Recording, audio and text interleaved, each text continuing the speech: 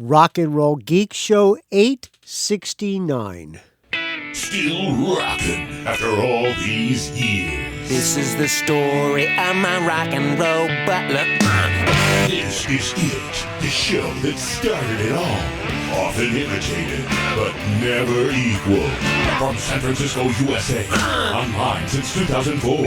It's the one and only Rock and Roll Geek Show. With the original rock and roll geek, Michael Butler.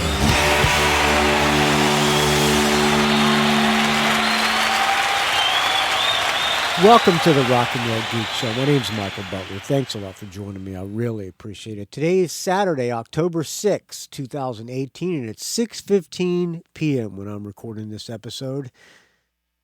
Happy Saturday, everybody. Let me take a sip of this fine Tecate to a Saturday night drinking on the Rock and Roll Geek Show. The second show this week. For people who have complained that I don't do a show enough times, all three of you, here's the second show. I'm going to take a sip of this fine Tecate.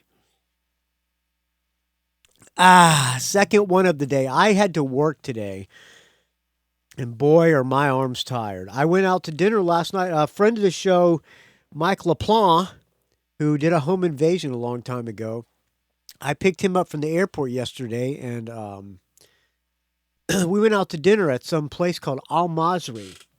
It was a Egyptian place, and they had belly dancers, and it was a good time. The food was not great, but it was a good time, and it was nice seeing Mike LaPlante and his fiance again. They're getting married next week, so congratulations, Mike LaPlante. They're going up to Santa Rosa. They're here for the Hardly Strictly Bluegrass, which I couldn't go to today because I had to work, and as I lost the guy who was helping me work, I don't know if you're into this, but I'm going to tell you my life anyway. The guy who was helping me paint quit on me.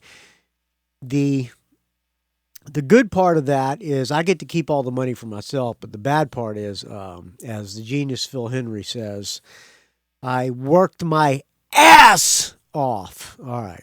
Anyway, congratulations to Mike LaPlante. I was going to go to Hardly Strictly Bluegrass. They're there today, and they're probably tomorrow. I was going to go today, but I had to work, and I may go tomorrow. We'll see. They went before dinner on Friday, and I found out that Lindsey Buckingham played like 4 songs, just him and an acoustic guitar, which I would have loved to have gone to. I'm going to see Lindsey Buckingham on Tuesday, I think, with Eric Mortensen. I think it's Tuesday, sometime next week.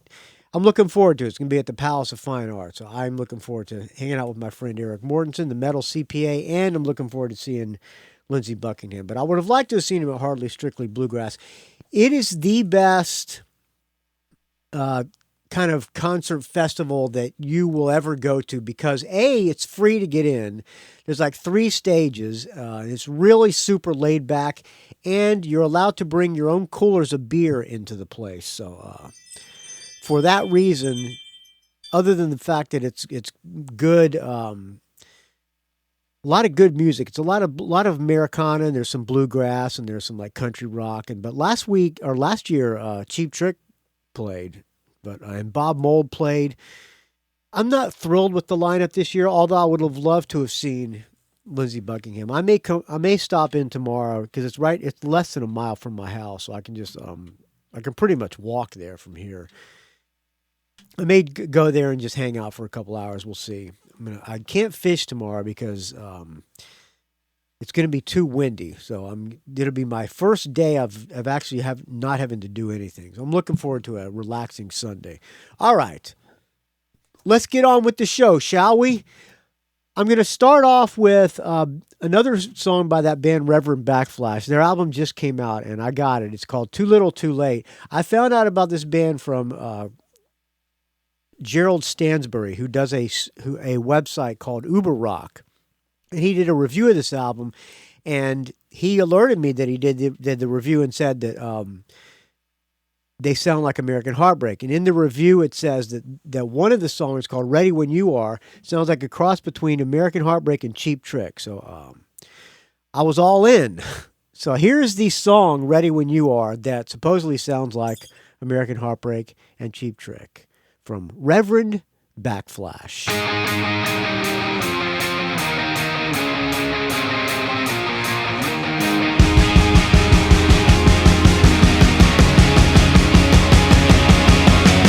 Yeah, when I dance, I end up with romance and good luck.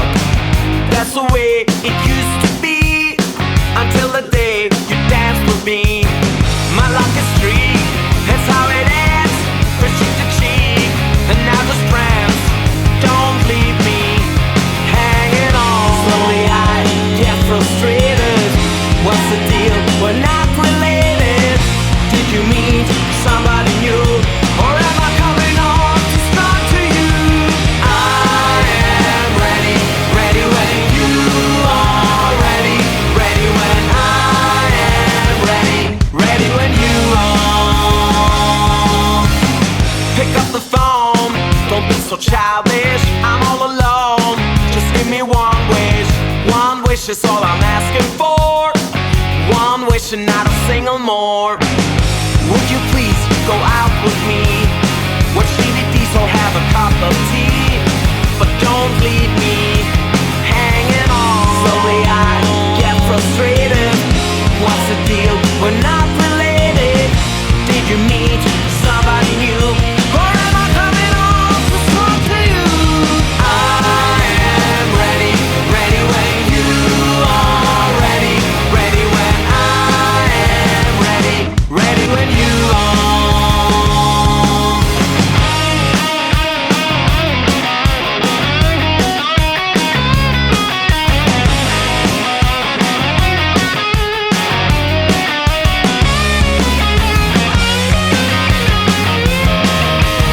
She couldn't meet them 'cause she catch the flu. She sits at home, she's got homework to do. She keeps on telling me it's me, not you. Slowly I get frustrated. What's the deal? We're not related. Did you meet somebody new? Or am I coming on to start to you? I am ready, ready when you are ready, ready when I am ready, ready when you are.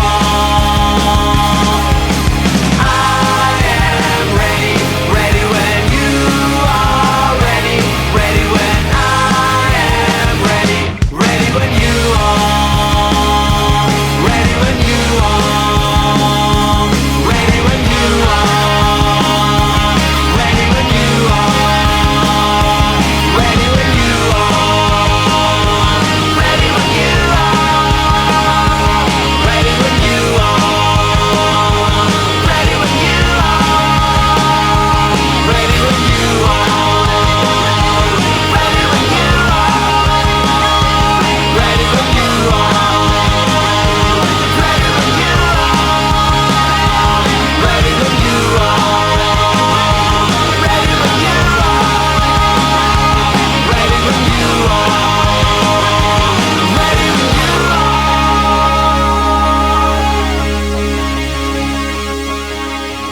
There you go, Reverend Backflash. That album is really good.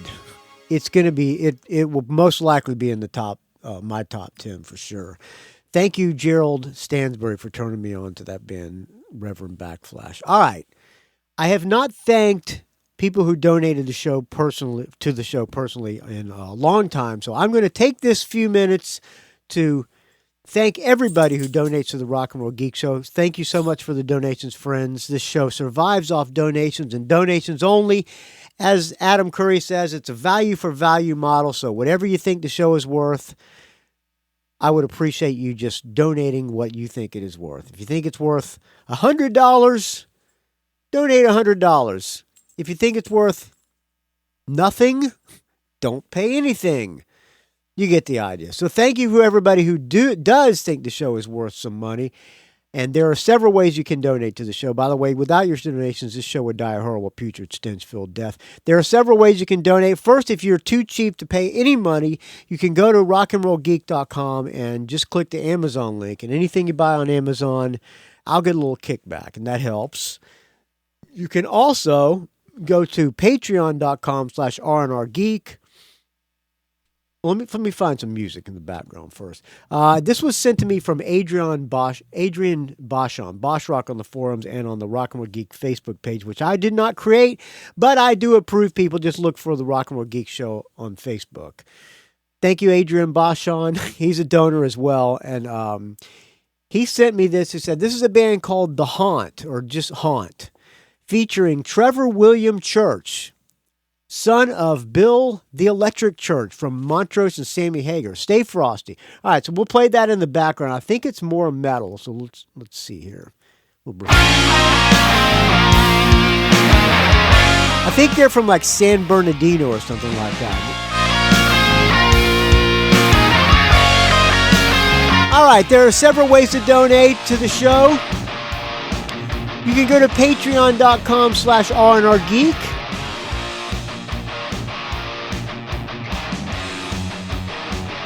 Like my longtime friend, Michael Brown, who I grew up with. I've known him since I was like 6 years old, something like that. He donates $25 every episode. Thanks, Mike Brown. I really appreciate it, friend. Thank you to Joe Pawlak for the $6.66 every episode. Thanks to Chuck Stratemeyer for the $5 every episode. Thanks to Ken Kennedy for the $5. Thanks to Daniel Segan, $5. Thanks to Small Biz IT for the $5.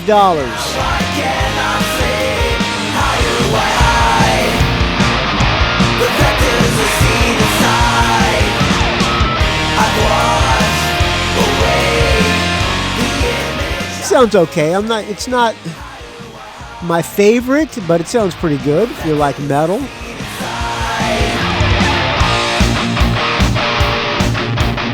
Thank you to Sean Hartwell for the $5. Thanks to Robert Harvey for $5. Thanks to Jamie Jefford for the $5. Thanks to Chiaki Hinohara of the Metal Moment Podcast and the Japanese Metalhead Show. May his beloved dog, Ozzy, rest in peace. I know how you feel, friend. Thank you to Brian Springer for the $5. Thanks to Tim Schall for the $5. Thanks to Michael Street for the $5. Thanks to Bette Wood for the $5. Thanks to Brad Shick for the $5. Thanks to Marshall York for the $5. Thanks to my podcast mentor and co-host of Mad at Dad, Dave Slusher, for $5. Thanks to Alex Oliver, maker of the Rock and Roll Geek clothing line, ilovemichaelbutler.com, and use the promo code ilovemichaelbutler, get free shipping anywhere in the world. Thank you to Derek Coward for the $2.50. Thanks to Paul Roub for the $2.25. Thanks to Mario Zoth for the $2. Thanks to Patrick Shanahan for the $2. Thanks to Matthew Hunt for the $2. Thanks to Eric Stowell for the $2. Thanks to Mike Dixon for the $2. Thanks to Kirk Crawford for the $2. Thanks to Paul Underwood, maker of the Great Paul of Underwood's barbecue sauce, for the $2. Thanks to Bruce McMillan for the $2. Thanks to Stephen McIntyre for the $2. Thanks to @MetalDan for the $1. Bondstone, John Richardson, Arnie Stash, Ron Embody, Three Legs, Four Wheels, and Corey Cole are all for the $1 every episode on Patreon.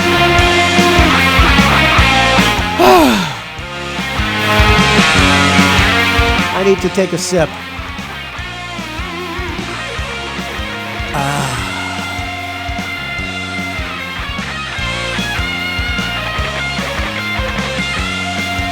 Let's see what else is on there. How about Heroes? Heroes from Haunt. You can also donate on PayPal. Just go to rockandrollgeek.com and look for the donor button at the top, and there'll be a PayPal link. Like Douglas Free, who donates $20. Thank you, Douglas Free. That's pretty good. I like the dual solo.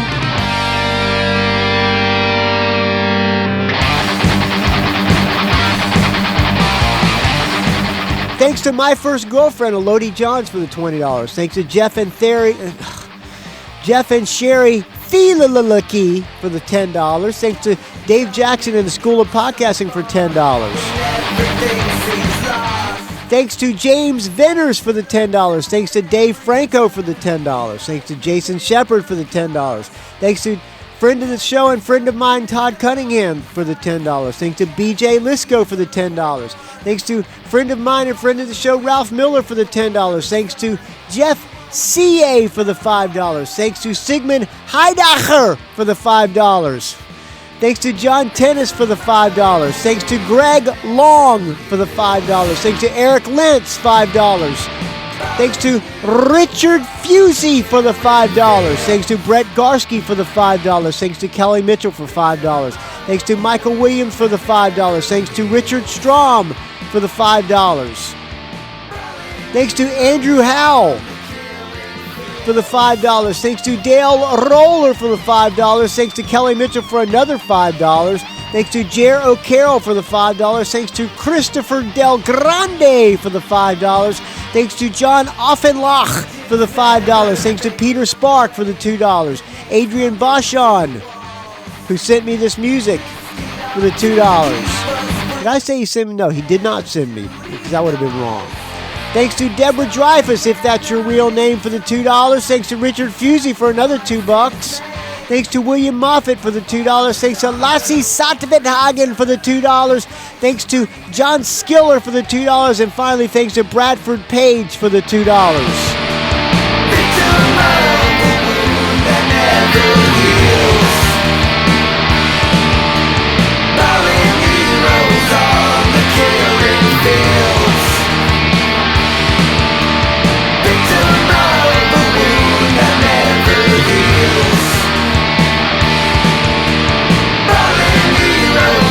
Thank you, everybody who donated. Without your donations, this show would die horrible, putrid, stench-filled death.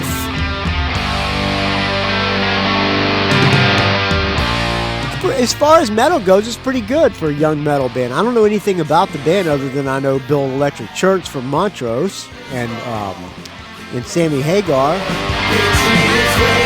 All right, kill it! Okay. All right, thanks everybody for donation. I really appreciate it, friends. All right, I have some audio comments, and also I want to play audio comments now. I will play one audio comment now to start off. Okay, I don't know who this is, but let's listen. What's up, Michael Butler? This is Eric Mortensen, the Metal CPA from the... Hey, Eddie. Hey, Eric Morton. Eddie? Hey, Eddie Mortensen. Hey, Eric Mortensen. I'm going to see, as I said before, I'm going to see Lindsey Buckingham with Eric Mortensen, so... looking forward to hanging out with him. I'll have to buy him lots of Jägermeisters for getting me the Lindsey Buckingham ticket. Francisco Bay Area and curator, host, and producer of Morto's Metal Museum. I guess I should say former or current still, because it shows on hiatus. Anyway. Yeah, it's on hiatus because he's afraid that he's going to get sued. But have no fear, Eric Mortensen. I'll defend you in a court of law. All right. It's another story for another show. Yeah. The reason I'm calling in is I've got a show review, and see if you can guess. I don't think Eric Mortensen's ever done a show review on the Rock and Roll Geek Show. It's nice to have you here, Eric. Show I'm going to be reviewing. No, it is not the Scorps.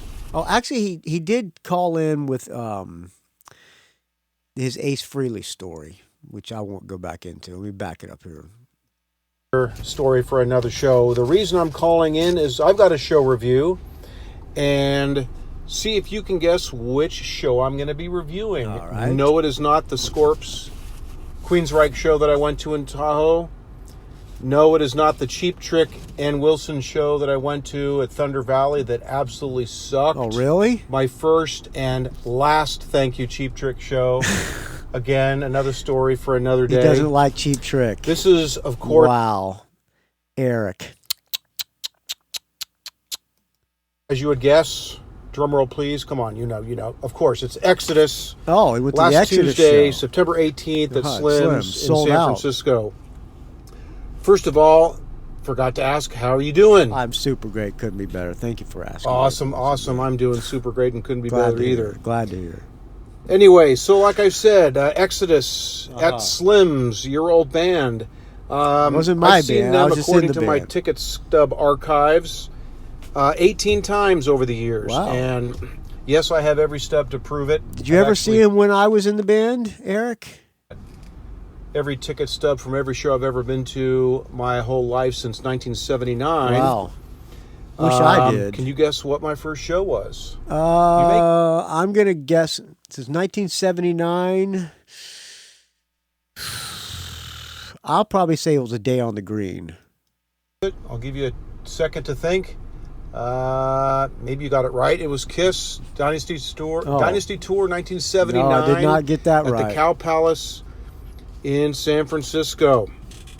Anyway, I do a Jaeger shot with you right now, but I'm in the car. No, go ahead. Don't think that would be too cool. Live dangerously. So I will pass on that and get to my review. So, as it turned out, I drove Bob Nalbandian from the Inside Metal Shockwave Skull Sessions. documentary series down, and we were going to be meeting Danny Shipman at the venue because he's going to be helping Bob do an interview with Zetro and Hunting, Tom Hunting, the drummer, from for his SF Thrash installment in that Inside Metal series. And as your listeners may remember from your couple Exodus Dog Days episodes, Danny was the one that got you the audition to play bass for Exodus back in, 90, 91, right around then? Yes, something like that. So anyway, Bob and I got down to the city, hooked up with Tim Healy and Hugh from Reality Check TV. We hung out at the DNA Lounge bar / pizza place, pizza joint, and ate and drank until they had to do. Actually, they did the interview. Then we went and drank and pre-partied for the show. So that was cool to catch up with them. So how about a quick rundown of the set list? I don't know it. Let's see. They did 15 Do I know any of the songs? Probably not any of the later ones. songs. How many? Wait, back it up a little bit. Down of the set list. Let's see. They did 15 songs. Okay. Let's see. I had to resort to setlist.fm to get this because I couldn't remember off the top of my head in order. Anyway, of course, they started out with Bonded by Blood. Bonded by Blood! Off of the same title album. Yes. Then they went into Funeral Hymn, which is off of the Atrocity Exhibition, Exhibit A. That's with Rob Dukes, and it was interesting to hear Zetro do a Rob Dukes tune. That was pretty cool. Next up was Blood In, Blood Out, off of the same title album. That's their most recent release. With Zetro singing. Then they went into Deliver Us to Evil, off of Bonded by Blood. And then, cool song that I hadn't heard in a long time. They did Parasite, off of Pleasures of the Flesh. I never and did. Then they went all these songs, I did Bonded by Blood when I was in Exodus. I don't think I did any of the other ones that he said so far. Exodus, again, off of Bonded by Blood. It turns out that 6 songs off of Bonded by Blood were represented in the show, so that was way cool. They went into Cajun Hell off of Fabulous Disaster. I did that one. The infamous Rick Hunolt came up on stage and performed with the band. That was fucking amazing. The crowd went crazy, as you can imagine. And Rick stayed on stage for another song, Only Death Decides. That was off of the Impact is Imminent release. The one before mine that I was let's on. see here. Next up, and by the way, some of these songs that Rick played 4 songs. Some he played with Lee Altus on stage, who he had replaced, and some he played just with Gary. And so Lee, waited side stage. I thought that was way cool of Lee. I mean, Lee's a class act to let a former member come up, and they're going to share the stage on a few songs, but he let Rick share the spotlight with Gary on some tunes, so that was way cool of Lee to do. So Rick did Cajun Hell off of Fabulous Disaster, Only Death Decides, Impact is Imminent, and then Rick left the stage. They went into A Lesson in Violence off of Bonded by Blood. Did I do that one? I might have played that one in Exodus. I don't remember. And Then There Were None, Bonded by Blood. I think I did, and then there were none. Another song off of the current release, Blood In, Blood Out, they did Body Harvest. Don't know that. And then they one. went into Death Amphetamine off of Shovel-Headed Kill Don't Machine. know that one for sure. That was a crowd surprise. Then after that was Blacklist off of Don't know that one. Tempo of the Damned. And then another song after that, Rick Comes Up to play. They did Fabulous Disaster, Toxic Waltz off I of did that Fabulous one. Disaster. And they did a cool little quick intro. They started with Metallica's Motor Breath, and people are like staring at each other. Are they going to play the whole tune? But no, it was just a little crowd tease, and then they went into finish with Toxic Waltz. And then, as they often do, they ended up with Strike of the Beast off of Bonded by Blood. So that was the 15 songs. Awesome show. Oops, I guess that incoming phone call trashed the end of my recording, so I'm appending to fix that. Okay. Anyway, it was a great show, and as I was watching the show, I kept thinking to myself, damn, wouldn't it be awesome if Michael Butler was up there playing? It would, but Definitely would have been awesome to see someone who I knew in one of my favorite bands of all time playing on stage. Maybe that'll happen at a future reunion show. the only way it will happen is if enough people bombard them and ask for it to happen. Otherwise, it ain't going to happen. To come back and do some kind of anniversary deal. That would be so cool. Anyway, that's it for my Exodus review. We will see you coming up. We're going to Lindsey Buckingham at the Palace of Fine Arts. So it'll be cool. Maybe we can grab some food and drink beforehand. Sounds good. And then, as we had texted back and forth before, Michael Schenker's coming in April, Palace of Fine Arts, and I have 8 front row tickets. All are spoken for except for one, which I am holding on to you, giving you a little more time to see if you can commit. But it would be definitely cool to have you join my crew. We went and saw him back in March, and that was an awesome show. So a repeat performance is in store for the diehards. Anyway, this is Eric Mortensen, the Metal CPA, signing off. And stay frosty, my friend. All right, stay frosty, Eric. I will see you on Tuesday. I think it's Tuesday for Lindsey Buckingham. I didn't know Eric was a fan of Lindsey Buckingham, but I am. That guy is one of the best guitarists and not recognized enough for being such a great guitarist, in addition to being a great songwriter. That last Lindsey Buckingham album that he did with Christine McVie is one of my favorite albums. I think I had it in my top 10 last week. Also, speaking of last week, I went to see the Joan Jett documentary called Bad Reputation. It was in a movie theater called the Roxy. It was a good movie. It was well made. I didn't learn anything that I didn't already know about Joan Jett, but it had some good Runaways footage, and I liked the movie.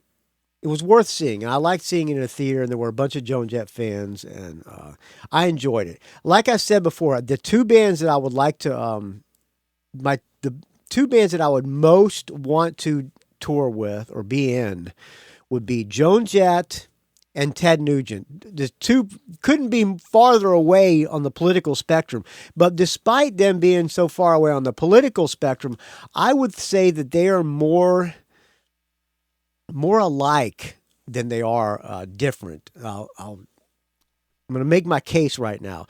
One, they both have stuck to their guns their entire career. Neither have followed anybody's advice, or I guess, they did it how they wanted to do it. And Ted Nugent does it his way. If you don't like the way he thinks, fuck you. If you don't like the way Joan thinks, fuck you. She does not care. She's a vegan. He's a meat eater. But other than that, that's about where their differences. Well, I think they both are, to me, they are both the definition of rock and roll. And I learned how to play bass by listening to both of their music. So I'm a fan of both of them. So in honor of the Joan Jett movie, Bad Reputation, I'm going to play a song from the soundtrack to Bad Reputation. Let me see if I can find it. There's good Kenny Laguna footage. Who do they talk to in the movie? They talk to Billie Joe Armstrong from Green Day. Everybody's saying how great Joan is, and she is great. They talk to Miley Cyrus. They talked to the original bass player. I think the drummer's dead, so they didn't talk to him. They did not talk to Ricky Byrd, and somebody posted in the Rock and Roll Geek forums, they wondered why Ricky Byrd was excluded from the movie, and I said that I think it's because what Ricky Byrd said in the Rock and Roll Hall of Fame speech when he said that everybody in the band wanted to fuck Joan, and they showed Joan, and her and Kenny didn't seem to think that was really that funny. Iggy Pop was in the movie. Debbie Harry and Chris Stein from Blondie were in the movie. I think Dave Grohl might have been in it. I don't really remember.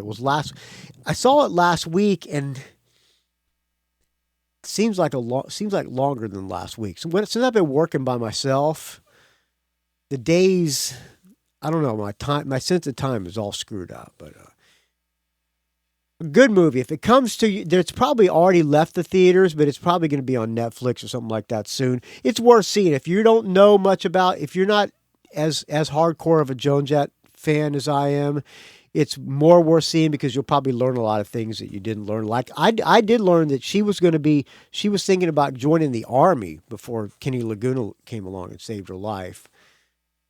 But yeah, other than that, there's nothing that I really learned. But if you're just a casual fan of Joan Jett, I think it's worth seeing. You'll become more of a fan. She is the real deal, as is Ted Nugent, and she did it her way, as Bon Jovi said about Frankie. All right, that's a long way to go for that pun.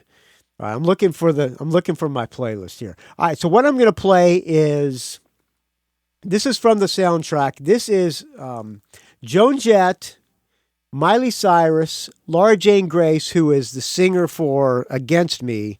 I don't know what her name was when she was a guy. She changed her gender to female. I'm not sure if she's had a sex change or not. I'm not really sure, but I like her better now that she's a female in Against Me. Those last two Against Me albums are really, really good. I can't recommend them enough. But the three of them are doing a Paul Westerberg replacements tune called Androgynous. And here it is from Joan Jett, Miley Cyrus, and Laura Jane Grace. Oh, and I better turn up to iTunes. Here you go.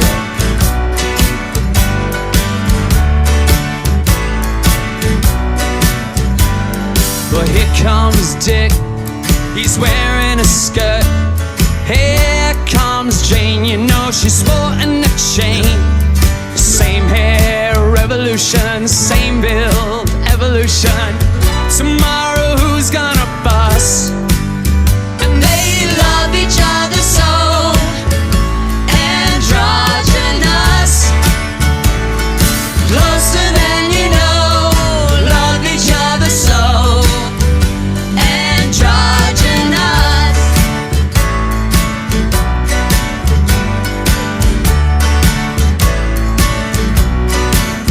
Well, now don't get him wrong. And don't get him mad.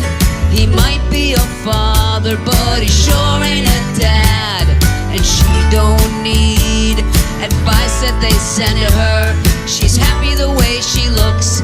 She's happy with her gender. And they love each other so. Androgynous. Closer than you know. Love each other so.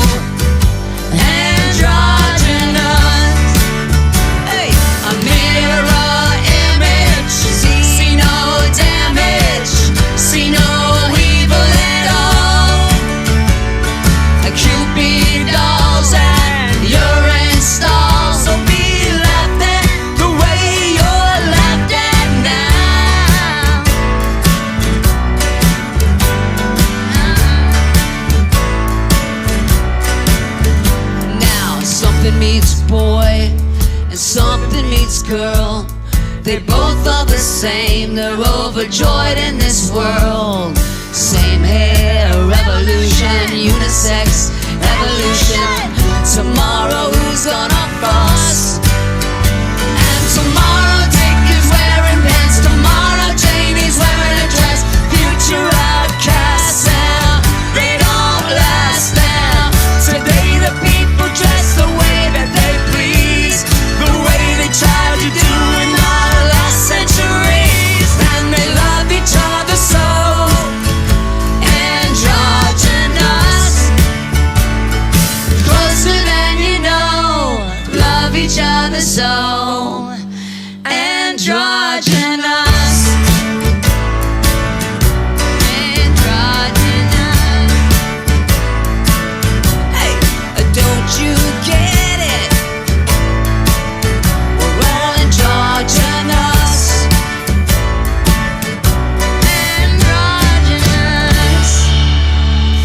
There you go.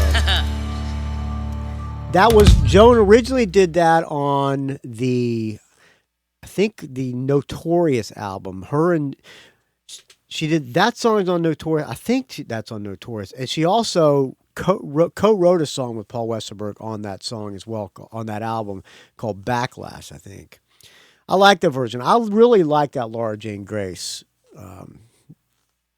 For some reason, whatever. Enough of that. Okay. So,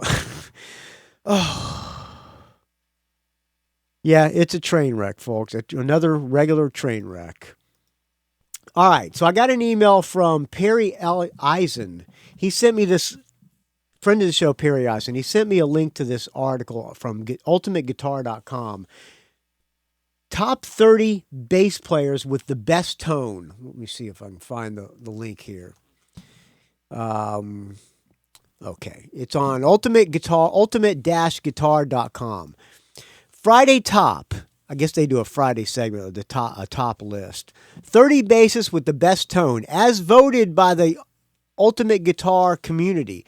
This week's traditional Wednesday question saw the people of Ultimate Guitar community discussing the matter of bass players with the best tone after you guys supported so-and-so's idea after 30 guitarists with the best tone list.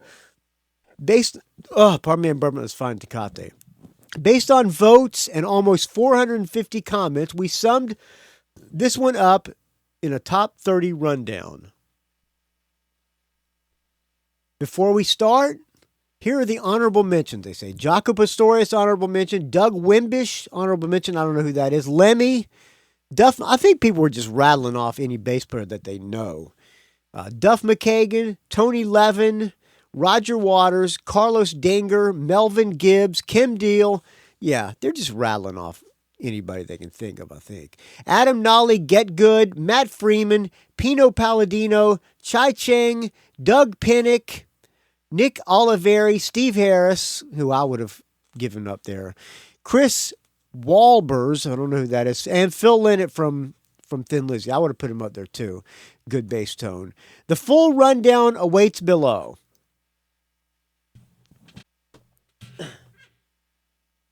All right, number 30.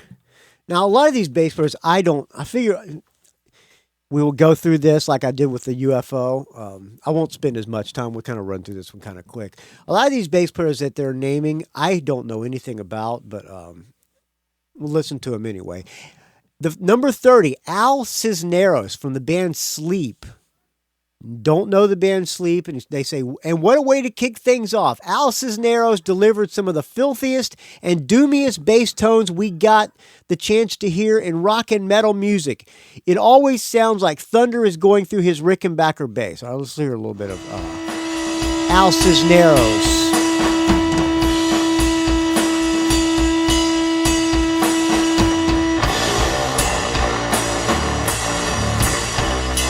Huh.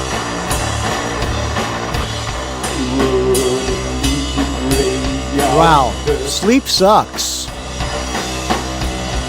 I would rank that in the top 30 worst bass tones.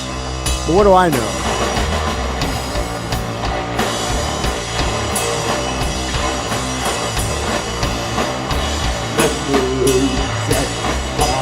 All right, I'm sure they got a lot of fans, so what do I know? Number 29, Mike Kerr from Royal Blood. Despite being just a duo, Royal Blood still somehow manages to sound like a four-piece, mostly thanks to Mike Kerr's powerful sound. All right, let's hear about it.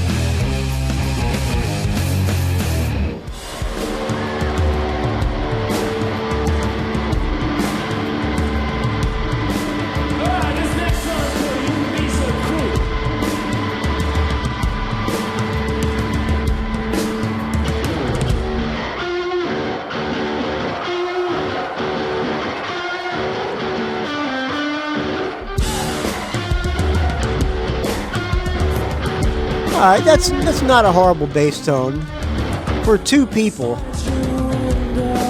Okay, not a fan of their music, but I think some friends of the Rock and Roll Geek Show are, so I will keep my mouth shut on that. Number 28, Peter Hook from Joy Division and New Order.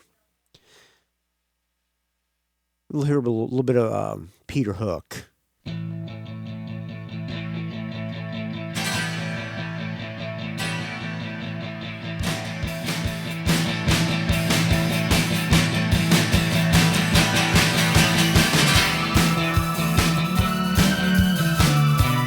Not a big fan of the song or the music, but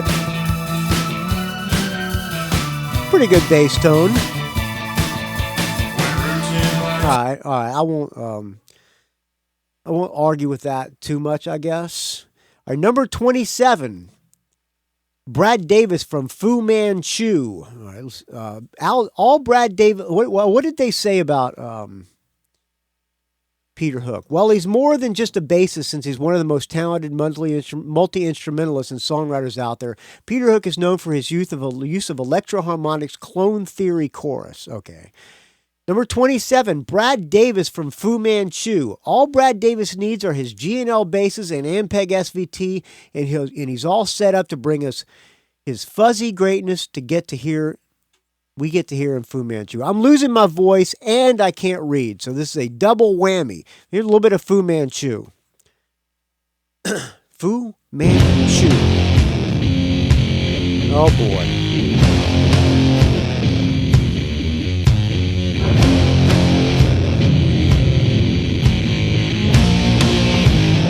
All right, I don't consider that a great bass tone. Well, again, what do I know? But I like to be able to hear the bass, not just fuzz box. All right. They said all he needs is his G&L and an SVT. Sounds like he's going through some kind of fuzz pedal, not just straight through the SVT. All right. It's no wonder Number 26, Dirk Lance from Incubus. Incubus? It's no wonder George Alex Katunich's tone is so great, since his stage name is taken from a random porn actor from the 70s. That's definitely the best and most efficient way to get that thick and hot bass tone.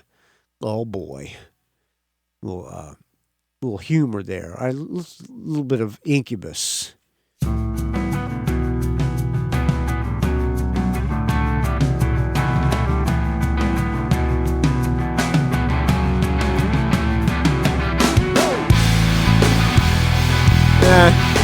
All right, I won't argue with that, but not a fan of Incubus. All right, number 25, G.C. Green from the band Godflesh.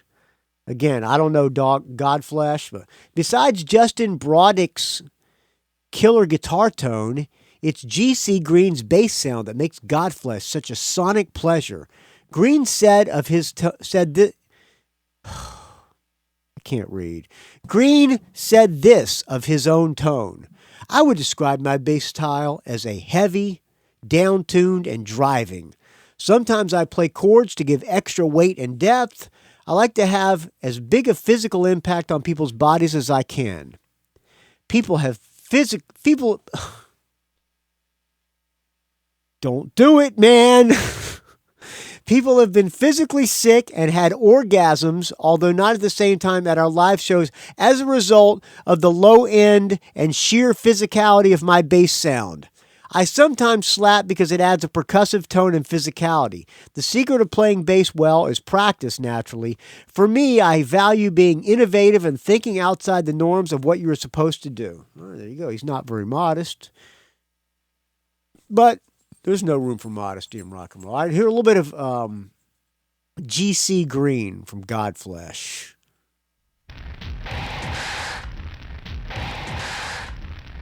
Really? Is this a bass? Okay, here we go. What's he tuned down to, like F?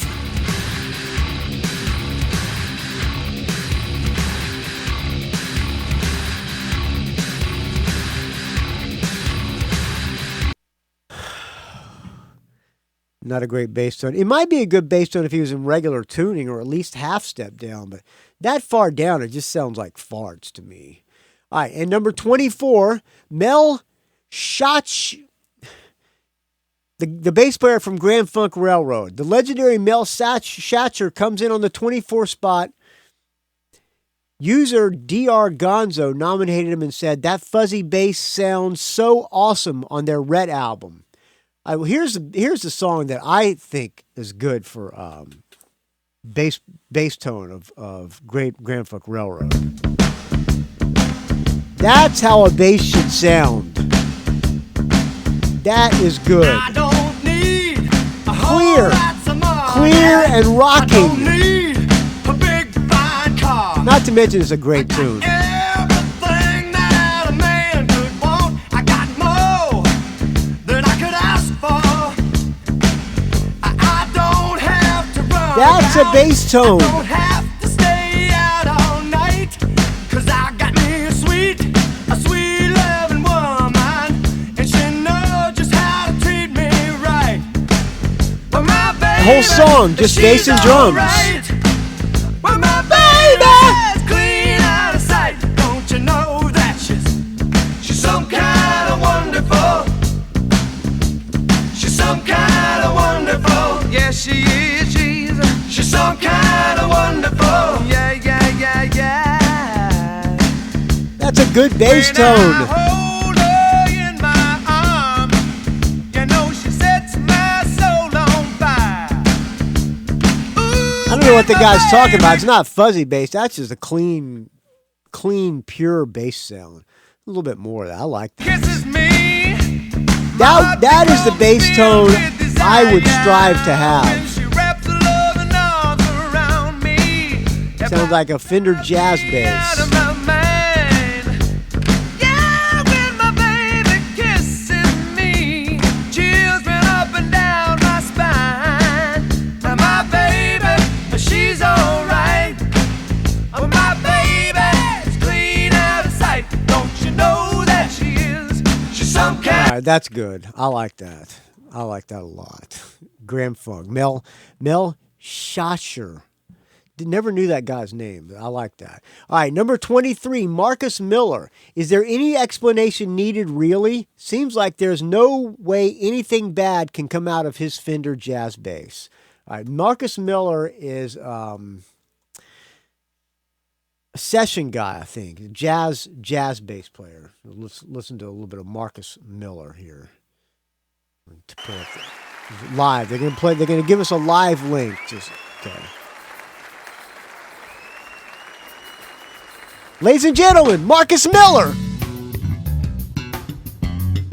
Again, Fender jazz bass, good tone. I'm not a fan of the slapping, popping jazz stuff, but that's a good bass tone. Doing a wah pedal, it sounds like.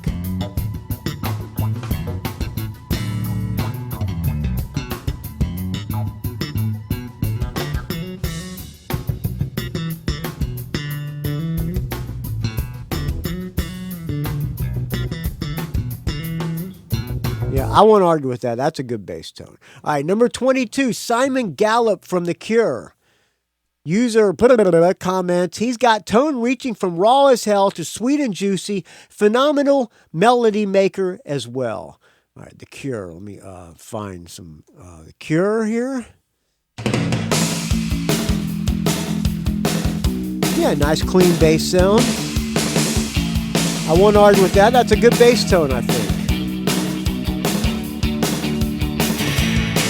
Not a big Cure fan, but good tone.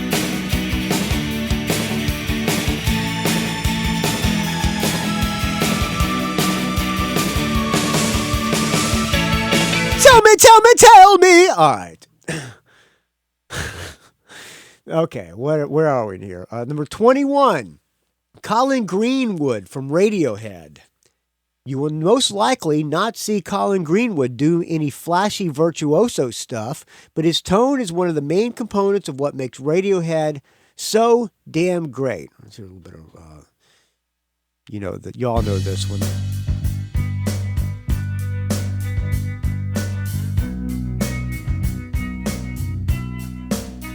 Okay bass tone. Not great, but not bad.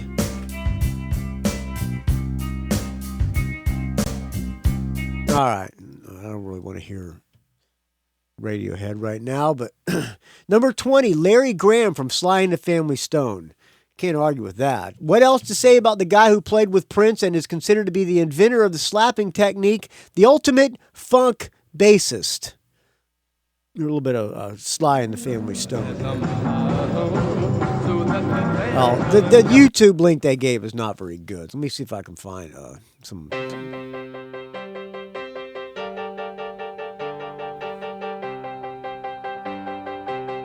Bring in the bass. End of the spring, and here she comes back. High, high, high, high there. Them summer days, oh summer days.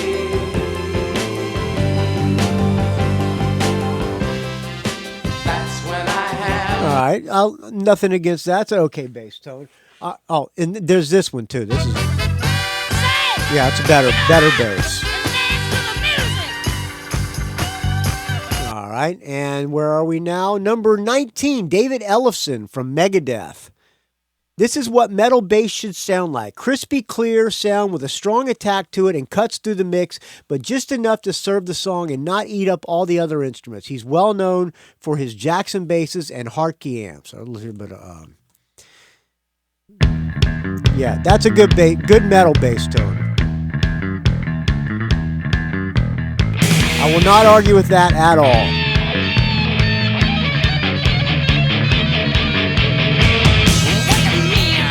What do you mean? Talk to him every day. What do you mean? I go to court, but I have to. What do you mean? That's good. I can't argue with that. What do you mean? I'm broke. If there's a new way, I'll be the next in line. Yeah, that's good. That's good. A piece sells, but who's buying? Hello, me. It's me again. What do you mean? Good bass. That's a good bass tone. I would not argue with that at all.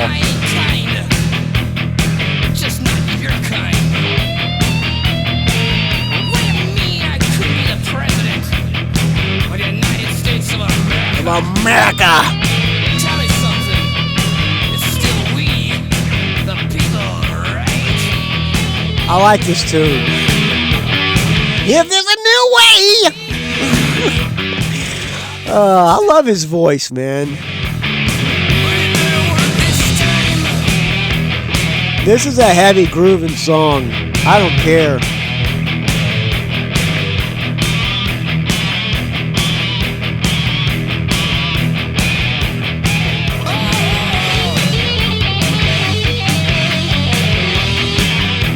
Okay, all right, you get the idea. Yeah, good bass tone. I will not argue with that one at all. Number 18, Ryan Martini from, is that how you pronounce it? Martini from Mudvayne. His tone is a huge part of Mudvayne's sheer power and signature sound. You will rarely hear anything similar in metal music. Mudvayne, all right. some Mudvayne.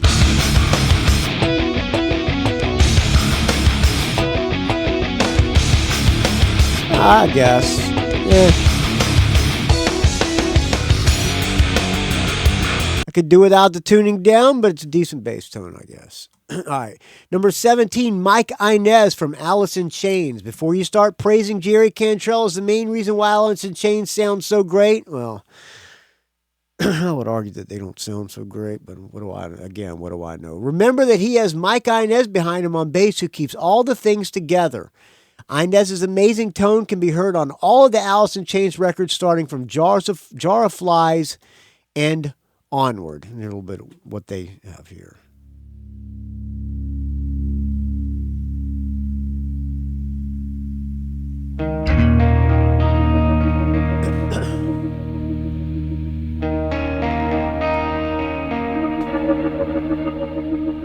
Shouldn't have been singing Dave Mustaine because now I've really lost my voice.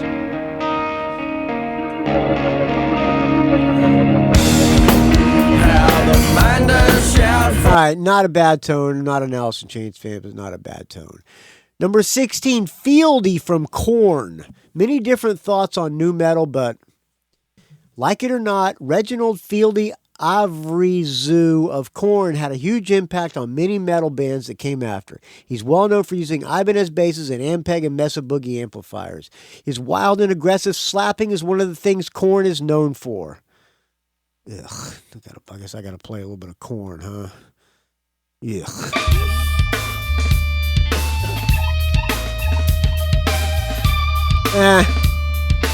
I don't think that's a great bass tone. I don't.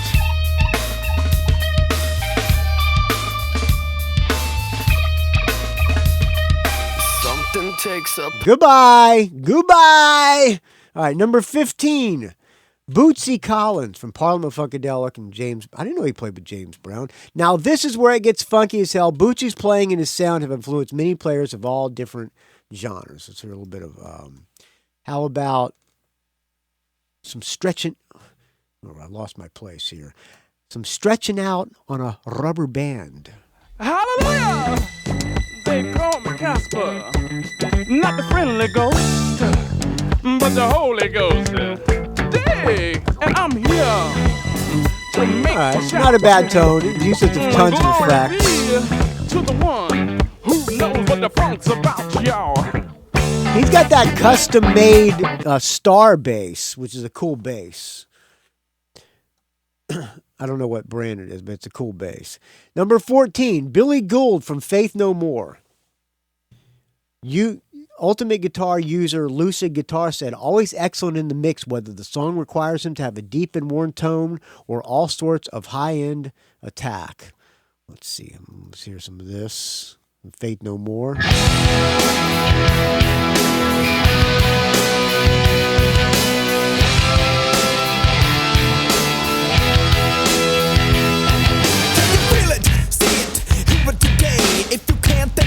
It's okay, bass tone. You will never understand it cause it happens too fast. And it feels so good, it's like walking the glass. It's so cool, it's so hip, it's alright. It's so groovy, it's out of sight. You can touch it. All right. Not a huge Faith No More fan, but I got nothing against them. Sam Rivers from Limp Bizkit is number 13. Again, there will always be some angry comments concerning new metalers and their musicianship, but Sam Rivers' bass tone deserves nothing less but praise. All right, Limp Bizkit. Oh, decent bass tone. Just think about it.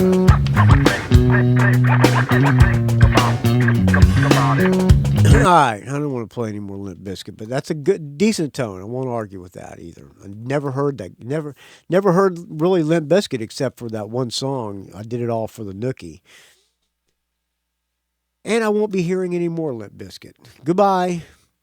Number 12, James Jamerson, just like N7 Crazy said, is the guy who pretty much shaped the sound of an entire era. If you're into music from the 60s and 70s, you've definitely heard his bass work, although he wasn't credited for it in most cases. He was a session guy, I guess, or a backup musician. Played with A bunch of Motown bands.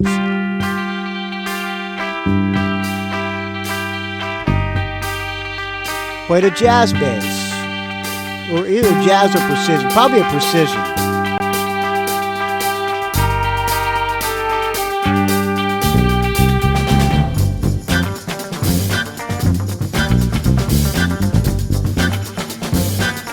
Won't argue with that one either. Don't know him. I'm not much of a Motown guy, but I will not argue with that. It's a good bass tone. Number 11, Chris. I hope you're with me on this. I didn't know it was going to take so long, but what else we got to do on a Saturday night? You can always fast forward it. Number 11, Chris Squire from Yes.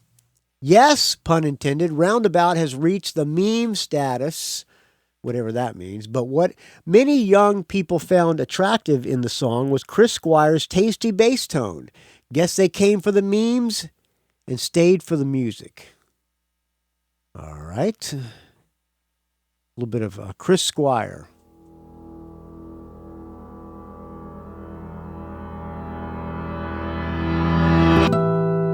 I guess we got to sit through all this first.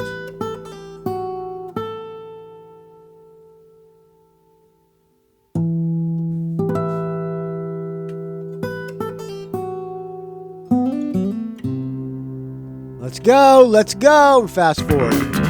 Okay, back up here.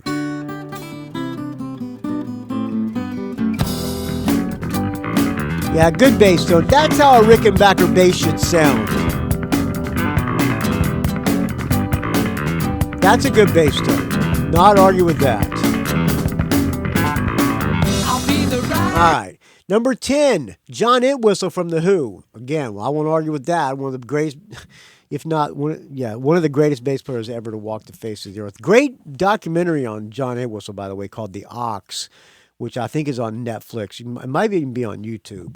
Was there ever a guy with a better groove in rock music? What he did on 4 strings and the sound that came out can't be compared to anything. When you hear him play, you know right away who's playing. All right, here's I think they post a live solo. Listen to it. Yeah, badass.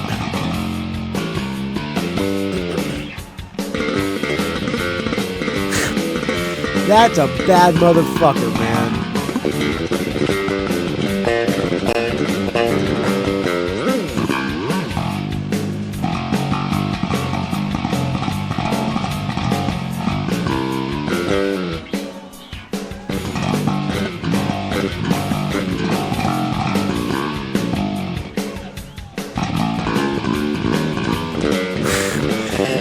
Yeah, guy's a fucking monster, man. Went down like a real rock and roller, too. Love John Entwistle.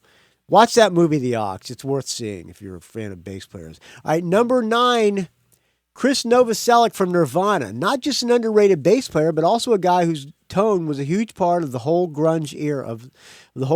He played a Gibson RD bass, a black RD, which is a nice bass to me. Although the guys in Ghost made the bass not cool, but I think it's a cool bass. All right, what do they have for? I don't really have any Nirvana, so let's see what they have here. Yeah, it's a good bass tone.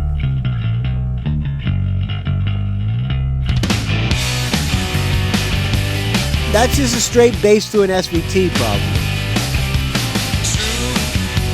All right, enough of that band.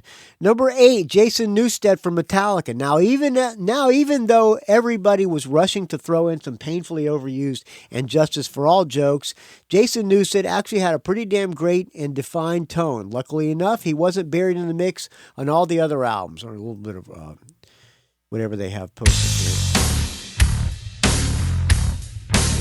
Wish they didn't tune down, but it's a good bass tone.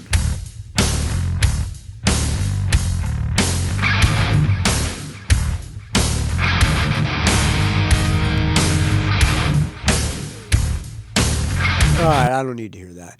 Number 7, John Paul Jones from Led Zeppelin. You may think that's one band I don't like to play in the cover bands because the bass is just too damn hard to play. The guy is a great bass player. I'm not a huge Zeppelin fan, but that guy is a great bass player. You may think you don't hear him that much, or his role is not as big as the other guys in Led Zeppelin, but if it weren't for John Paul Jones and his impeccable playing and great tone, the band wouldn't be what it is today. Well, they're nothing today but historic icons, but the guy is a great bass player. We'll hear what they have for Led Zeppelin here. The Lemon Song, okay? A little bit of the Lemon Song.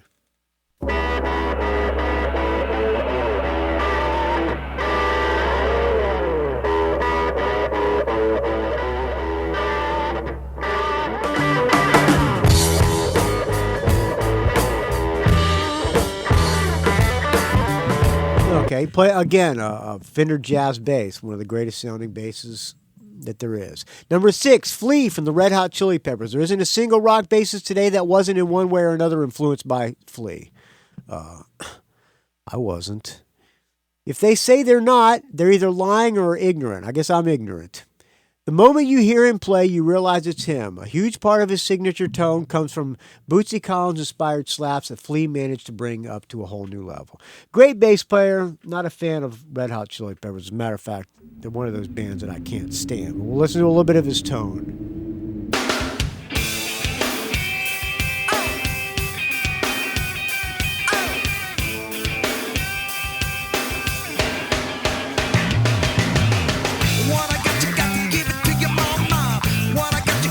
Okay, good tone. Not argue. No one argue with that. Don't like the band though.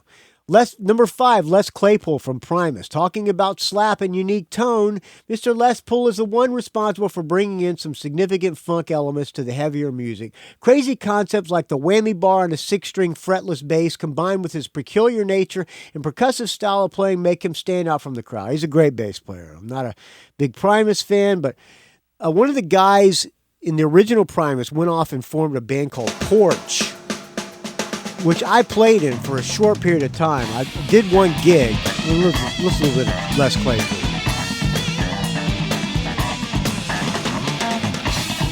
Yeah, that guy's completely out there and a great bass player. Not a Primus fan. But anyway, I played with a spin-off Primus band called Porch, and the music was too out there for me, and I had to quit. But I did it okay, but I can't play like Les Claypool, that's for sure. Number 4, we're almost done with this. Number 4, Geddy Lee from Rush. Geddy Lee's a master of those high notes that he reaches with his voice, as well as those deep thundering frequencies that come out of his bass guitar. He's the main reason why Rush could work as a trio, but sounded like a damn orchestra, and his bass tone is as incredible as it is unique. Strong attack and pretty heavy on the treble, yet it still retains its power in the low end. A little bit of Rush here. Ooh, YYZ.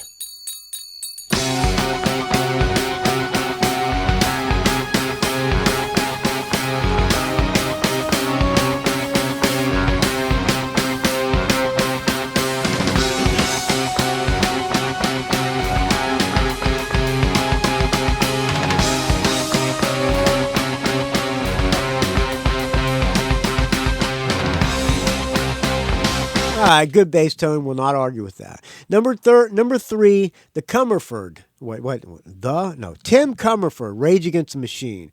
Coming in third, Comer third. It's the legendary Tim Comerford. Let me see if I can say that word. It sounds musical.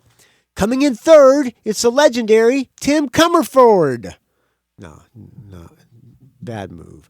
Known for his use of his Fender jazz basses, again, it's probably why it's got a good tone, his playing and sound complemented Tom Morello's guitar and fit perfectly in Ratum's music. All right, a little bit, a little too bassy.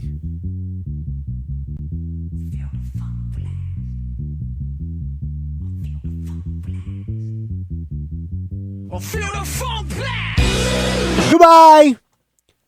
Not a great tone. That could have been better with a Fender jazz bass. Number 2, Geezer Butler from Black Sabbath. Geezer did change many basses and amps throughout the years, but one thing remained the same. The raw power of his tone moved mountains and crumbled buildings.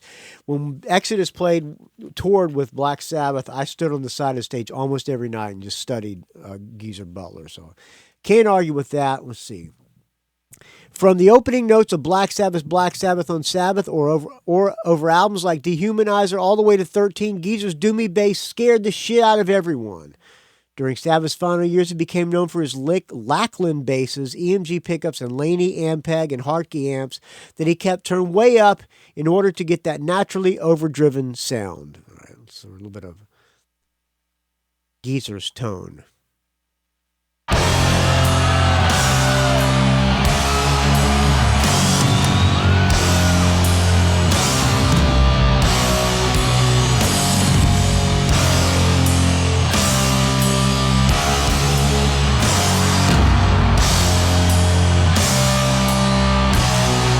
All right, I can't argue with anything Uncle Geezer does. Number 1, the greatest tone of all the bass players in the entire world, according to UltimateGuitar.com, Justin Chancellor from Tool. Whew. And Phil Lynott got an honorable mention only. Okay. And the ultimate winner this week is Justin Chancellor of Tool. He's the best example of how sheer power can be controlled to provide some of the most defined and distinctive bass tones. Even though he's not their original bassist, Tool is often associated with Justin's tone, even if they're playing some of the older material he didn't originally perform on. He's used so many 4-strings over the years, but he's well known for his wall bass guitars. All right, a little bit of Tool.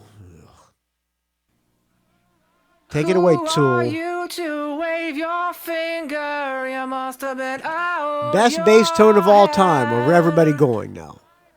I hold deep in muddy waters. You practically raised the dead. Rob the All right, not a bad tone. All right, there you go. The top 30 guitar bass tones from UltimateGuitar.com. I hope you enjoyed that little bit. Why don't we play a song to cleanse our palate, shall we?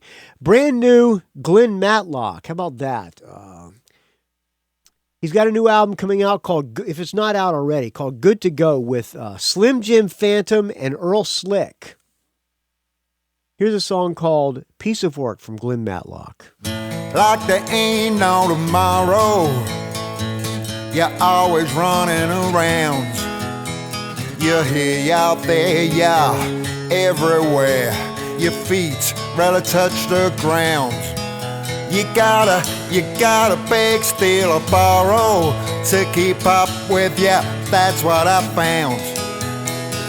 I found out what you're about. I got you down.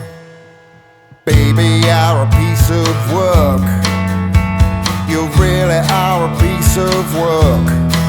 You say you let me go, but at least I know. I say, baby, you're such a piece of work. Piece of work. Whoa, yeah.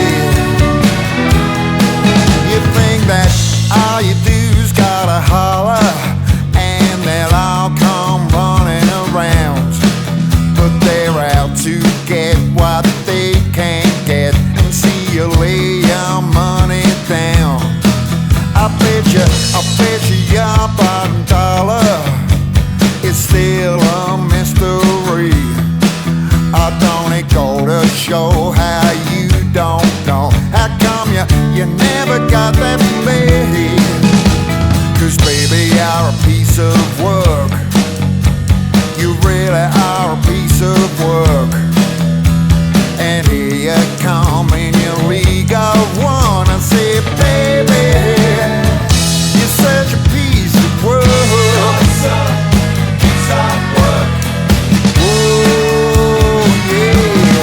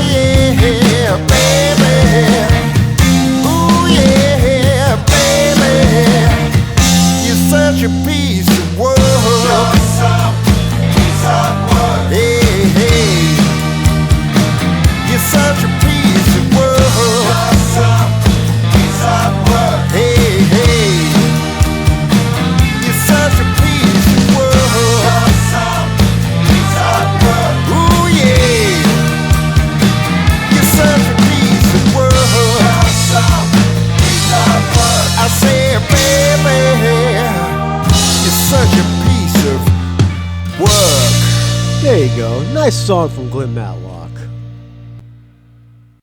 Those two albums he did with Glenn Matlock and the Philistines are two great albums, by the way.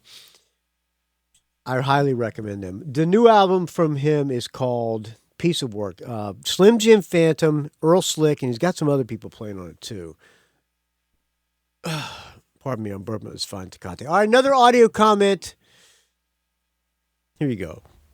Hello, Michael Butler. Hello, How you doing? Oh, super great. Couldn't be better. This is Steve Trice, Hey, Steve the Trice. Rock and Roll Geek chauffeur. And The rock and roll chauffeur. This is the story of my rock and roll butler. just phoning in with a quick, hopefully quick, review of the Steve Conte show at a little club called 11 in Stoke-on-Trent, birthplace of Lemmy and Slash, no less. He played here tonight with just a trio, a bass player and a drummer, both a couple of guys from Holland. I recall from when he was on the Rock and Roll Geek show that he said he spent a lot of time in Holland, something to do with his wife or her family perhaps. I didn't really catch the names. Jan was the bass player, and they were a good tight band. Opened with a Crazy Truth song, I think, The Truth Ain't Pretty, followed by Dark in the Spotlight.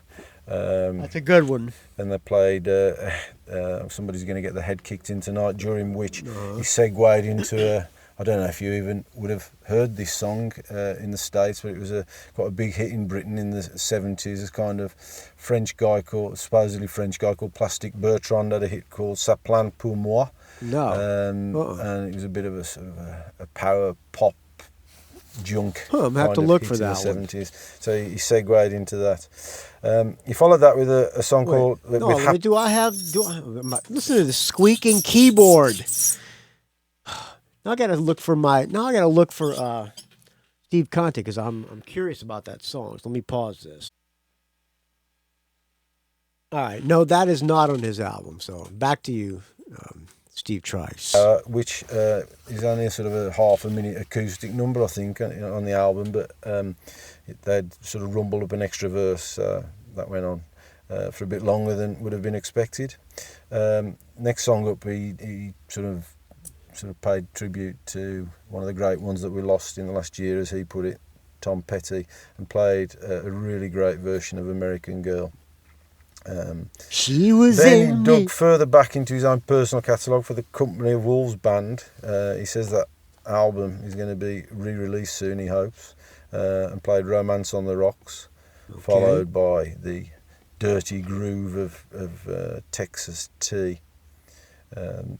Then another song with a segue in it, where he started with Can't Keep a Good Man Down and then morphed briefly into Rock and Roll Damnation, the AC/DC song. Then the next song he played was Junk Planet, and at the end of that he was seemed quite chuffed to tell us that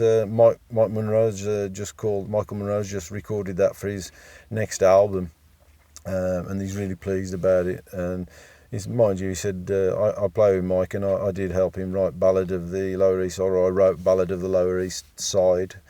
So he then played a little bit of that. That's kind of impromptu. Steve Conte, really, really talented guitar player, obviously, and songwriter. And had a bit of a crowd singing along. The crowd wasn't great. It was probably only about 50 people in the place. That's what I would expect. I think the thing about the great rockers, where it's still about the music and it's in the heart and soul, is that they can carry off the show in front of any size of crowd. That's right. I remember speaking to Pete Way after a similarly poorly attended Wasted gig really? a few years back, and he said the same thing. He said, it doesn't bother me if I play to 50 or 50,000. That's right. It's all the same. And after the show I spoke to Steve Conte, and he said, if you go even to these stadium gigs, he said, you can't see beyond the front 20 rows anyway. It's all the same to him too. So anyway, that was followed up by I Don't Want to Grow Up, then Busload of Hope, and then I don't know whether it was an original by Janis Joplin, but he did Mercedes-Benz anyway, and a bit of a sing-along with Gypsy Cab, where he tried to get a bit of crowd participation going, which worked as far as it was, although I think there was probably only about 20 people who were really involved. Then run through the hits to close the show. OK DJ. He thanked. That's a good kind one. of mentioned how little Stephen had been very supportive of him, and how he'd been pipped to coolest song of the year by a certain Bruce. Wonder how that happened. Then Gimme Rockaway, and rather than go off for an encore, he said, "Look, let's not do that. Let's just play the next one." And they finished. The encore song was Pills, the New York Dolls song, which his kind of driver or something, a guy called Dirk, came up, and they had a bit of a guitar duel, which was interesting, and it sort of followed. At the end, it sort of very briefly morphed into the end of You Shook Me All Night Long. I think it was by the Led Zeppelin song. Briefly saw him after the show, shook his hand, said thank you, and there was another guy there who was sort of waxing lyrical about the songwriting, Steve Conte's songwriting to him, and I just said to him, "Hey, well, do you remember the Rock and Roll Geek show?" And he said, "Yeah, Mick Butler." There you go, Mick. Mick. And, I said, "Well, Mick Butler. that's great. When you do that, go on there, discuss the albums, dissect the songs. That's great."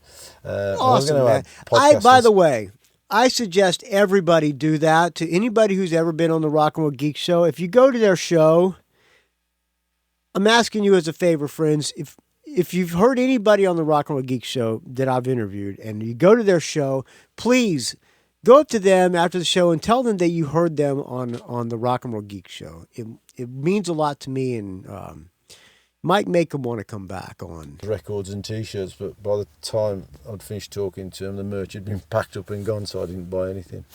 So there you go. Anyway, it was a great show. I'm enjoying the dog days of podcasting. Don't know whether this will slot in with one of those. Oh yeah, this is an old review. I never got to it. I'm sorry about that, Steve Trice. Hopefully you've understood what I said, yes. what I've been saying this time. I know my accent's a bit of a difficult one for the American ear, and I think Steve Conte was having trouble understanding some of the things I was saying to him as well. So anyway, Michael, thanks very much. Stay frosty. Stay frosty, Steve Trice. All right, cheers. Thank you. Bye. You too can leave me an audio comment or show review, area code 706-621-ROCK, or do like Eric Mortensen, the Metal CPA, and Steve Trice, the rock and roll chauffeur, did. They just recorded it on their phone and emailed it to me at rockandrollgeek@gmail.com. All right, let's play another song, shall we? Can we play another song? Why don't I read some emails, and then we'll play a song and get the hell out of here. Email from Roub. Hey, Michael. Been a fan of the show since 2006, and I got the app as soon as it came out. There's a Rock and Roll Geek app for the iPhone and Android, which is made by some company, and I'm not allowed to give it away for free. They won't let me. So I have to charge $1.99 for it. And occasionally there will be some bonus content on it. Hey, Michael, been a fan of the show since 2006 and got the app as soon as it came out and was always able to find the bonus parts of the episode. But computers is definitely not me forte. I can't download the links. I just downloaded the Dropbox app, but that shit isn't letting me download anything. Any help in being able to download those, because those bonuses would be greatly appreciated, especially since over time I've had my iTunes crash a few times and have lost a lot of music. And like a fool in desperate times, sold a lot of hard-to-get vinyl, thinking, it's on my computer now, so I won't need the album. Ugh, what a fool. Thanks for your time, Rob. So, on the bonus content, it's usually a PDF file, and it has a link, it has a Dropbox link. You should just copy that Dropbox link. You can't do this on your phone. You won't be able to download it onto your phone. But on your computer, highlight that Dropbox link that's in that PDF, put it in your browser window, and it should just download the album right away. It should just it shouldn't even take you to Dropbox. It should just automatically download to your computer. If it doesn't, somebody else let me know, but I think it should. All right, another email from... We got lots of emails from about the UFO. Here's one from Stephen Blackheart. Let's do this one first. Stephen Blackheart. There's a new song from Nazareth called Tattooed on My Brain. It's awesome in my opinion, but I'm not an authority on Nazareth. Doesn't really sound like them. It's just cool to my ears. Let us know what you think on the next episode. All right, let's listen to the new Nazareth song called Tattooed on My Brain. That album's coming out pretty soon. They just came out with a complete box set, too, by the way, which I already have almost all the songs, so I'm not going to spend money on a box set of songs I already have. The new album is called, what is it? I think the album's called Tattooed on My Brain. This is the first one with anybody besides Dan McCafferty. Dan McCafferty's got a solo album coming out really soon, too, so I'm looking forward to that. Am I looking forward to the new Nazareth? Yeah, I guess so. I'll probably do a track by track when it comes out. But let's listen to Tattooed on My Brain, the first single from the new Nazareth with that singer. And I don't know the singer's name. I apologize, new singer, but I don't remember your name. Here's new Nazareth, Tattooed on My Brain. A little listening with Butler here. Tattooed on My Brain.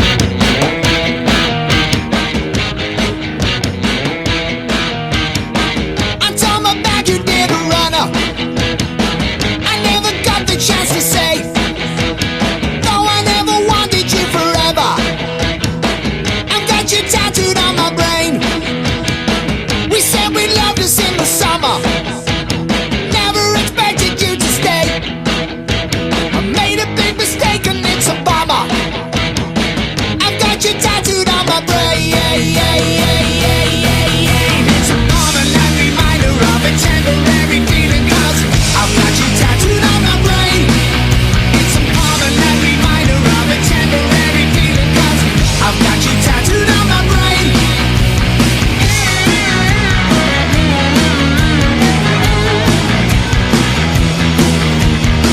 I know you never made a promise. I'm not the one for handing out the blame. Although I've got to say, at least you're honest. You've got to think it's still a fucking shame. It's a permanent reminder of a temporary feeling, 'cause I've got you tattooed on my brain. It's a permanent reminder of a temporary feeling, 'cause I've got you tattooed on my brain.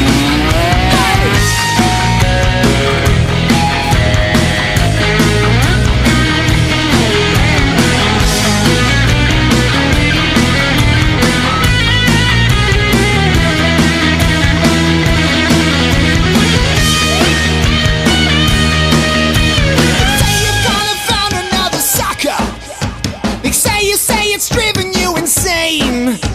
I hope you gave a warning to the fucker before he gets it tattooed on his brain. It's a permanent reminder of a temporary feeling, 'cause I've got you tattooed on my brain. It's a permanent reminder of a temporary feeling, 'cause I've got you tattooed on my brain. It's a permanent reminder of a temporary feeling, 'cause I got you tattooed on my brain. Oh yeah! I got you tattooed on my brain. I got you tattooed on my brain. I got you tattooed on my brain. All right, I like it. The singer's name is Carl Sentence. He's no Dan McCafferty, but he's better than that guy who originally replaced Dan McCafferty. I think it's a decent song. I'm looking forward to the album. It doesn't really sound at all like Nazareth, but Pete Agnew is the last remaining original member of Nazareth, and I'm not going to fault him one bit for continuing Nazareth, because I'm sure he just loves playing. It's probably all he can do in his life. When you're a bass player all your life, why retire if you love doing it? And two, I'm sure he could probably use the money too, and he's not going to make any money doing the Pete Agnew band. Might as well keep it Nazareth. And I think Jimmy Morrison's a good guitar player too. I like him. He has the kind of the spirit of Manny Charlton. Speaking of Nazareth, thank you for the Zal Clemenson emails. I appreciate it, friend. Speaking of Zal Clemenson emails, Adam Brusha, I've been meaning to email you, but life's been kicking my ass lately, so I keep forgetting. Congratulations on the 14th anniversary. You still have the best podcast on the web. Thank you, friend. Also, that Zal Clemenson interview was great. I didn't know much about him, but that was entertaining as hell. Last, the ranking shows kick ass. Mechanic, now he's talking about the UFO, worst to best that I did on the last episode. Mechanics is my favorite UFO album, and then there is like a 5-way tie for second. All Chapman and Shicker albums. Pardon me, I'm burping us fine Tecate. An email from Chad Burns. A lot of UFO responses. Thank you so much, friends. It means a lot that you're listening. I just listened to your UFO ranking episode. I love UFO almost as much as you, it sounds like. And I agree with 99% of your rankings, but You Are Here is a fantastic album. I know you hate Vinnie Moore and UFO, and you think he ruined them, but I know what ruined them. Letting Pete Way Go ruined the band. Listen to You Are Here, and the songs are great. All these are +1s on the Rock and Roll Geek scoring system. When Daylight Comes to Town, Black Cold Coffee, The Wild One, Give It Up, Jello Man, Slipping Away, and a big +1 to Baby Blue. Love the show, but you're 1% wrong. Friend of the show, Chad Burns. All right, Chad, I'll give You Are Here another chance, but can't get into his playing. Just the shredding doesn't do it for me. All right, from Jonathan Travers. 3/4 of the UFO you played sounded like Michael Bolton from when he was a rocker. Or even worse, that shit sounds like Rocky IV montage piece of shit. Dinosaur cliche rock at best. I'm awaiting the backlash from this crappy episode. Your friend, Jonathan Travers. All right, thanks, Jonathan Travers. I appreciate it, friend. From Doug Steele, Detroit chapter. Michael Butler, I just finished listening to your best of UFO albums, and I too am a huge fan of UFO. I have all 21 studio albums and both live albums. Strangers in the Night is one of my favorite live albums of all time, and this was a great episode. Thoroughly enjoyed it, although my top 3 UFO albums would be in order: Lights Out, Obsession, and Phenomenon. I'm a huge Michael Schenker fan. Keep up the great work. Doug Steele, friend of the show, Detroit chapter. P.S. Do you have the Rockets live on iTunes? If not, I can send it to you if you like. I sent the Rockets live, like I didn't send the Rockets live in Russia at the Agora, because that would be wrong. If you have it, awesome. If not, I will send it to you. I really like the Rockets live since I was at the show they recorded New Year's Eve, 1982 and 83. I do not have that Doug Steele Detroit chapter, so please don't you send me that, because that would just be wrong. All right. We are an hour and 30 minutes into this, and I've lost my voice, so let's get the hell out of here. Do I have anything else on the agenda? Not really. Not really. Bret Michaels' Lifestyle Collection to debut? Nah. Nikki Sixx confirms new Motley Crue music is being recorded for the Dirt movie. Says songs are ball busters. Don't really care. I am looking forward to seeing that Dirt movie, because that is a great book, even though it's a work of fiction, most likely. What else do I have here? That's about it. New Greta Van Fleet song, Anthem. Don't really care. All right, let's get the hell out of here. I'm going to close out with one more song. Thank you so much for listening, friends. This was kind of a train wreck episode, but what better way to spend a Saturday night than driving the train off the tracks with you, friends. Let me take a sip of this. This is like the 4th or 5th one now, so let me finish this up.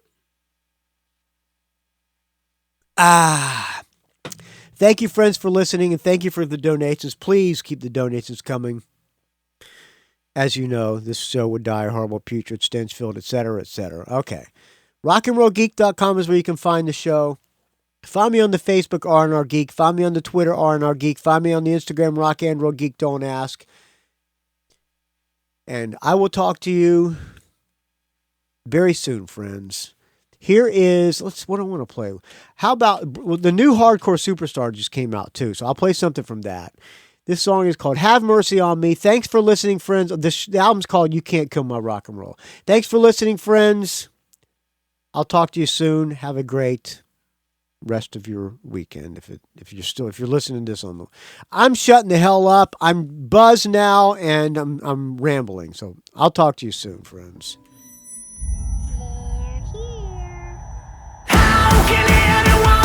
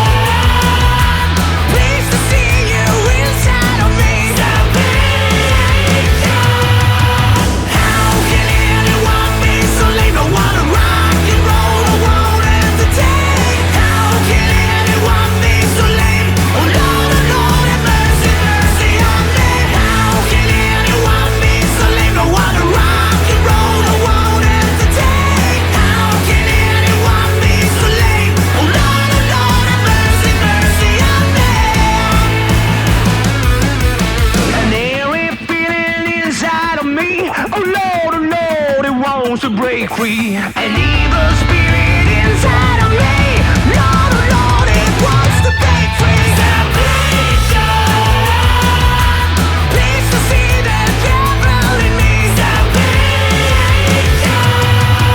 How can anyone be so lame? Don't wanna rock and roll, I won't entertain. How can anyone be so lame? Oh Lord, have mercy, mercy on me. How can anyone be so lame? Don't wanna rock and roll, I won't entertain. How can anyone be so lame? Oh Lord, have mercy, mercy on me.